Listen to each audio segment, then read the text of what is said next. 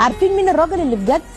الراجل اللي بيحب من كل قلبه، الحريص على زوجته وعلى زعلها، اللي بيحب بجد وحبه ده ظاهر على جوارحه، بيقول بحبك وبيعمل بحبك. الراجل اللي بجد هو اللي بيحسسك بالامان طول ما هو موجود او مش موجود، لانك انت حاسه بوجوده حواليكي.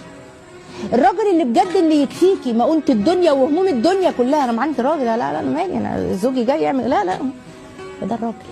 الراجل اللي بجد اللي بيحب ضحكتك، بيحب يحافظ انك دايما بتضحكي، مش يبقى مبسوط قوي فش غليل ايوه خليها تتنفذ العفريته كده وتتنطط، لا، حريص دايما انه يشوفك فرحانه ومبسوطه، ده راجل. الراجل اللي بجد اللي بيشاركك احلامه وحاضره ومستقبله، مش بيخبي عليكي وخايف منك تعرفي ايه ولا يكوش مش عارفه ايه، لا لا لا. الراجل اللي بجد اللي بيذكرك دايما بالله ويذكرك بالله ويعينك على الطاعه عشان تبقوا مع بعض فوق في الجنه، يقول لك لا منها لله مش عايزه اشوف خلقتها والله كفايه على الدنيا. الراجل اللي يقربك اكتر من ربنا، مش يخليكي تشكي في دينك بسبب افعاله، تقولي معقول الدين كده، ما هو ده بيصلي، معقول الدين، وتشكي يا عيني ليه؟ الاقوال متناقضه وافعاله ووعوده كلها كاذبه.